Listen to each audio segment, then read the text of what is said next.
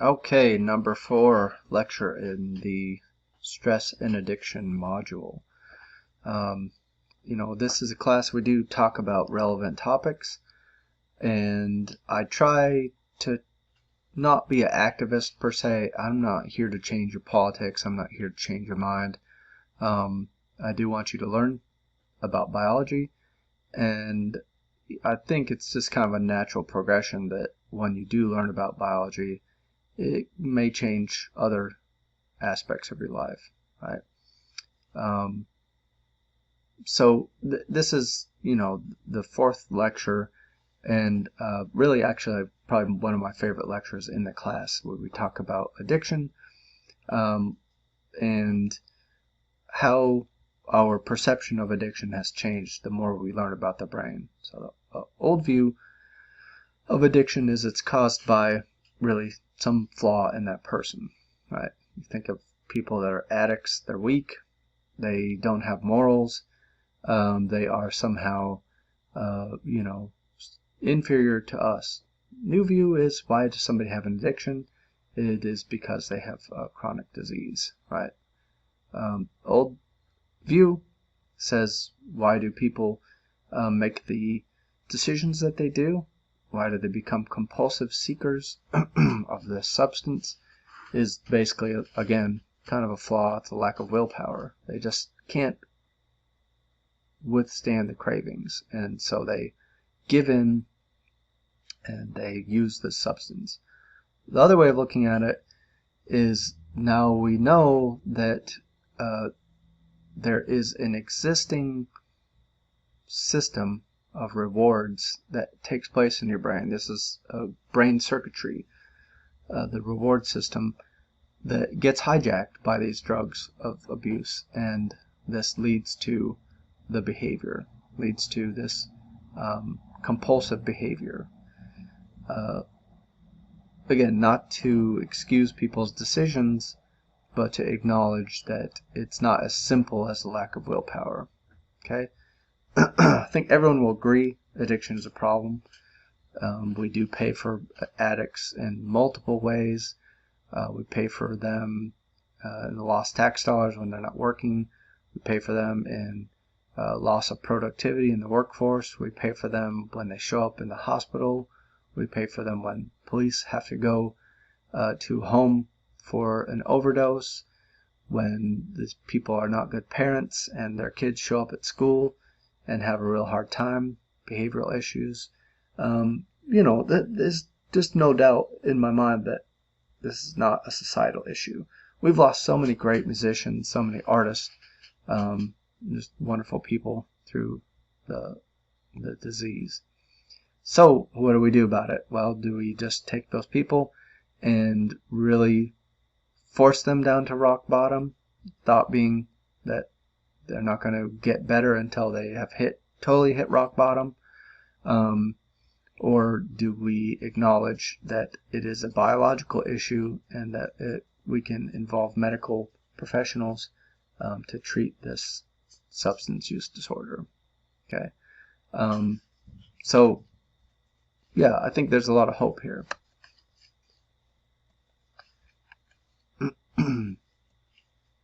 This is a quote that I took right out of one of my classes, an online class that I teach a lot of professionals in law enforcement.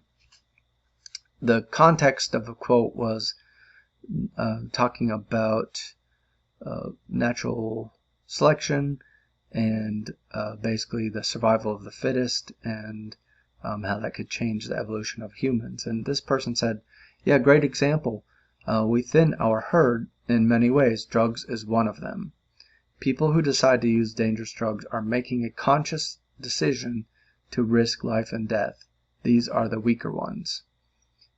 So I don't know. I mean, this is kind of a bit of a disturbing quote to come from somebody who might be on the other end of a phone call from somebody experiencing an overdose. Okay, so this again implies this: people are weak. They are addicts because they're weak. And really what I hear is that they deserve to die, right? Because it's thinning our herds.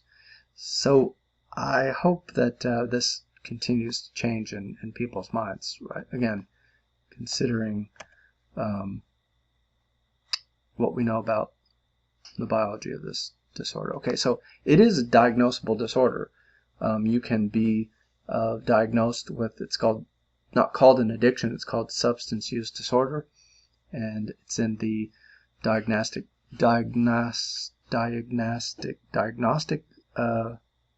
something manual of the American Psychiatric Association. So if within a year's time you exhibit 2 or more of these characteristics, then you can be diagnosed as having substance use disorder. Hazardous use, meaning using the drug in a way that can lead to your own personal harm. If the use of the drug has led to interpersonal relationship problems, has led to you being isolated from your friends and your family, has led to divorces, has led to being estranged from all your kids, then that's one of these characteristics. Neglected roles. So you neglect your role as a teacher, as a coach, as an athlete, as a parent, as a lover, as a friend, right? And you neglect those things because it takes so much time to acquire the drug, to seek the drug, to use the drug. And so that's a good sign that you might be addicted. Withdrawal symptoms: quit using the drug, experience some very negative physical manifestations of that. So actually, if you try to dry out from alcohol, if you're a severe addict, then you can end up in the hospital very quick. The DT's very dangerous. You can't quit. Repeatedly trying to quit, trying to control, limit your use, and you fail at that. If it's just a simple matter of time, you can see a lot of these are related. So if you're spending a lot of time using, then you're probably going to be neglecting your other roles. Psychological problems. A lot of people develop psychosis from particularly these stimulants like speed and cocaine, methamphetamines. I have seen people that have developed sort of delusional thought processes because a lot of times it's lack of sleep as a result of too many stimulants, but the psychological problems can develop. Activities given up to use. So again, you stop being who you were before. You stop seeking these healthy things and to the really in favor of whatever your substance that your use, your addiction is centered around.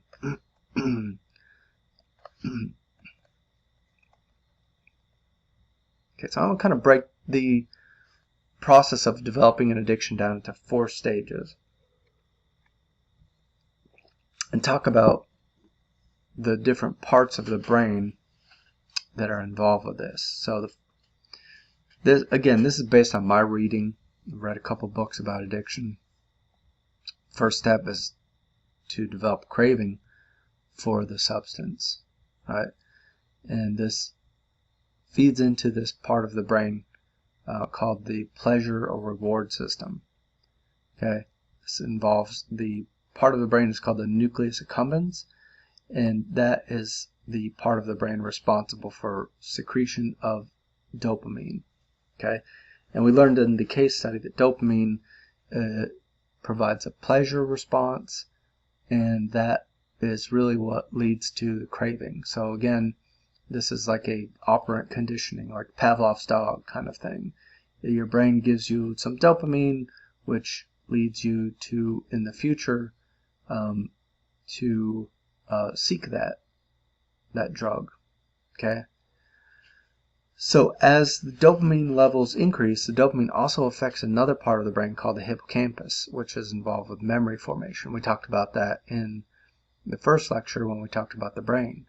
Okay, the hippocampus forms memories, and those memories because of the elevated dopamine levels, are more vivid and are learned more quickly. The amygdala, part of your limbic system, and this will basically it connects these two thoughts, the memory and the craving, and it basically makes this conditioned response, right? Which this is where the craving can be triggered by a sound, a smell, where that again accesses the memory, and then the amygdala connects that to the craving. Okay. The final part of this is when the prefrontal cortex becomes affected. And again, that prefrontal cortex is the part of your brain that does abstract thought. It can gives you a sense of the future, the past, the present. It allows you to compare the implications of your choices. So this really the conscious thought takes place in the prefrontal cortex. So when the dopamine starts to affect the prefrontal cortex, that leads your brain to start projecting in the future, making plans, how to really take action in order to seek and acquire the drug. Okay, so you crave the drug, which is largely through the effect of these memories and the learned association between the drug and the pleasure, and then your prefrontal cortex starts into motion the plan to go and find the drug. Okay, so usually the prefrontal cortex is making plans in the morning to, go to work, start checking things off your to-do list, get the kids ready, take a shower, all these sort of healthy things that are, result in positive things. Instead, the prefrontal cortex starts to plan it not for day-to-day life that results in healthy relationships and job prospects and good grades, but instead it starts to plan and take action to satisfy the craving of the resulting from this drug. Okay, so it's not all drugs are addictive. Some drugs like psychedelics don't really affect the dopamine rewards pathway, and so they are not addictive. There is a diagnosable addiction to cannabis, but I believe that it's harder to become addicted to cannabis than it is some of these drugs that work directly on the dopamine system, such as, again, a lot of the stimulants, but not just stimulants, because heroin and all the opiates are depressants, but they work by affecting dopamine levels. And so those type of substances are very addictive. Okay, so craving, seeking, and then the third and fourth here. And again, here's that the parts of the brain involved. We have the nucleus accumbens, pleasure center, and then affecting the memory part of the brain, the hippocampus, and the amygdala, which is that associative part of the brain.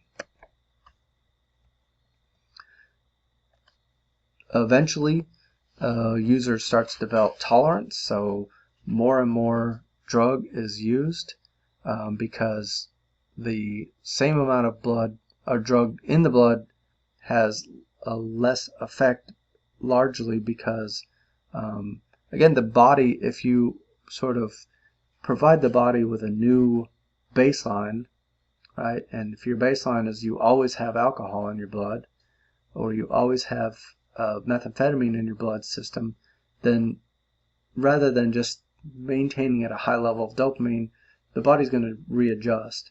So it may start producing less dopamine for the same amount of cocaine, or the receptors for dopamine might get worn out, similar to type 2 diabetes, really. And so in the end, the same amount of drug results in a lower pleasure, right? So by the late stages of addiction, we see this really, to me, this is the mark of really just a terrible addiction, is these intense cravings and this compulsive behavior. Okay, and so the brain has learned this association to seek and to crave the substance, yet when you use the substance, you get no pleasure from it, which doesn't stop you from craving more of the drug. Really, basically at that point, you're seeking, craving, obtaining the drug, all of which provides you with no pleasure, and if you stop using the drug, you're going to experience these horrible withdrawals. Okay, and so this is just terrible feedback loop. So what do? If you just stop using the drug, you have to deal with the withdrawals. After that, you still have long-term changes to the brain. Addiction is a brain disorder. Okay, the problem is that these parts of the brain don't easily or quickly unlearn the cues that cause craving. Okay, so somebody gets out of rehab, they may see somebody that is associated with their drug use, they may hear something, they may find themselves in the environment that causes cravings, which can just send them right back into this compulsive feedback loop. So you hear people that are addicts, like, to me, nicotine is a great example of addiction, where people who smoke cigarettes just compulsively smoke. They're not really even receiving much pleasure out of the cigarette. They're just kind of smoking to avoid feeling bad, right? But smoking is socially accepted. Less so now than it was in the past, but you don't have to go to a crack house to smoke a cigarette, right? Cigarettes are relatively cheap, so people aren't losing their families for this, but certainly it is a very addictive molecule. Okay. So here we see some of the changes to the brain that happen in people who have this CUD or cocaine use disorder. Long-term and chronic use of cocaine is very detrimental to the brain. People often develop psychosis. What we see, this is a composite brain scan.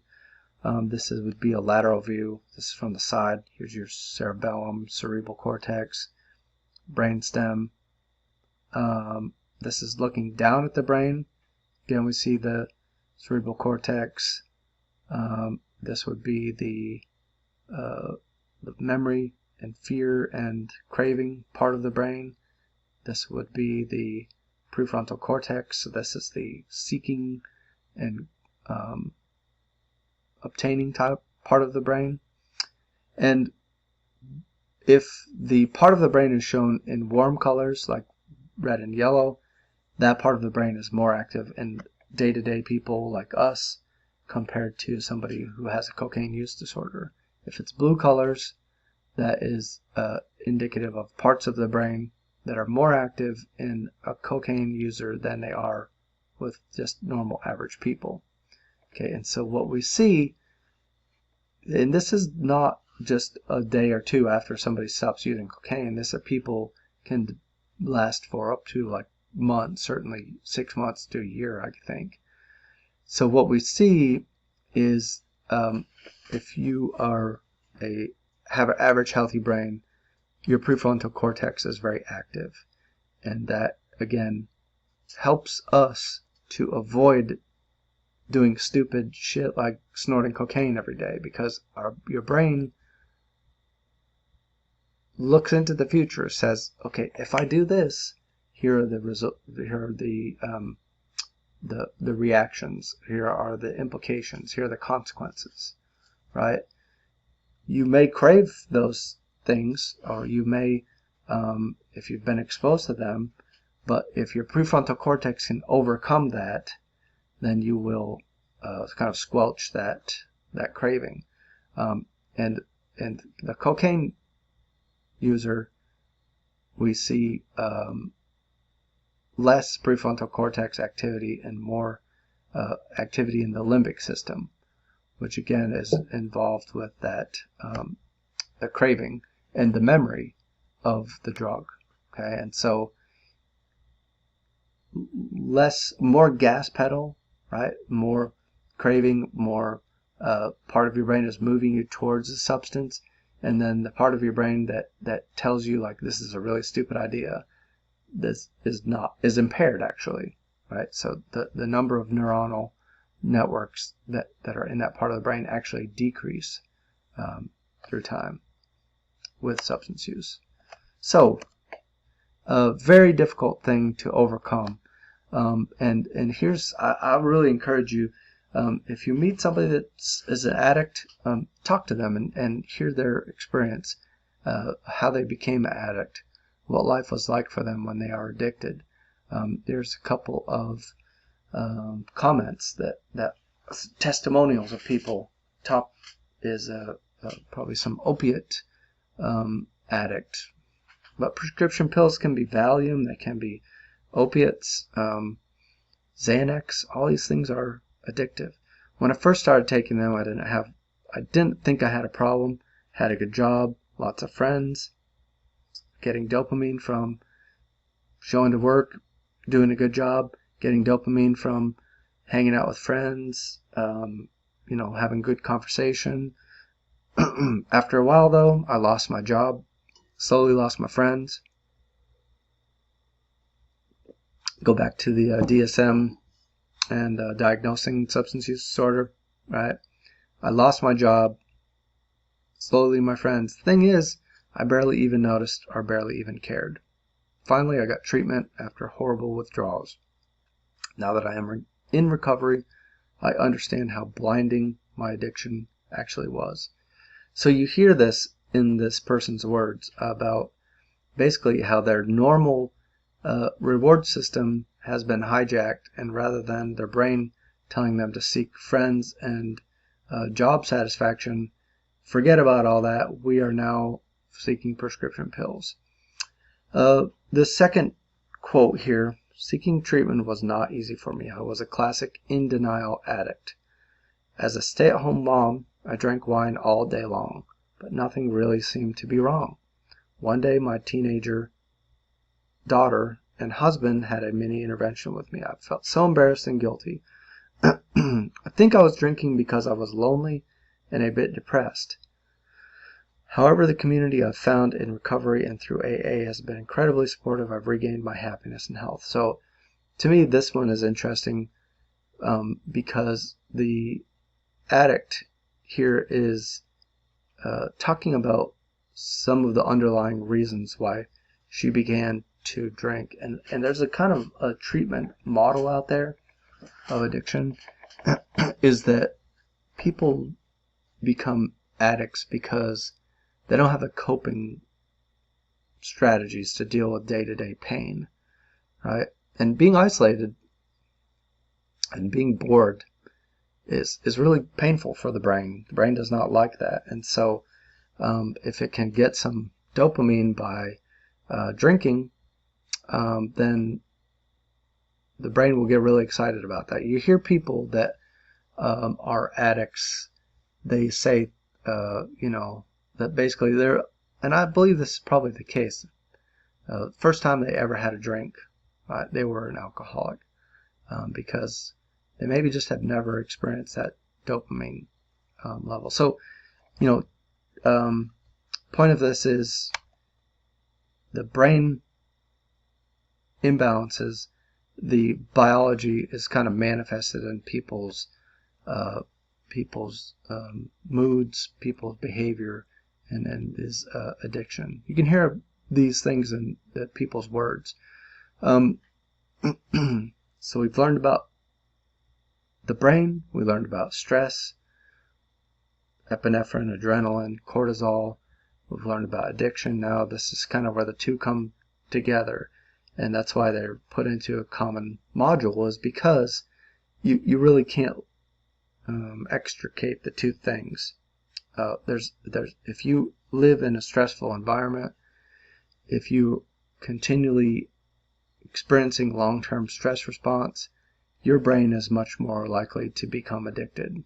Okay, you can kind of calculate somebody's probability of developing an addiction, particularly early in life and in adolescence. If a child is exposed to the death of a parent, divorce, any type of abuse, physical or sexual, psychological, if a person exists in a family that has a single parent, those people are more likely to develop an addiction.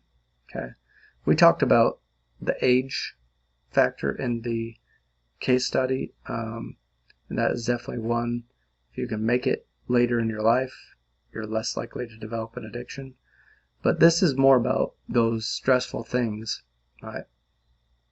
And stress, we didn't really talk about this, but you can read about the correspondence between the neurotransmitter dopamine and the neurotransmitter cortisol.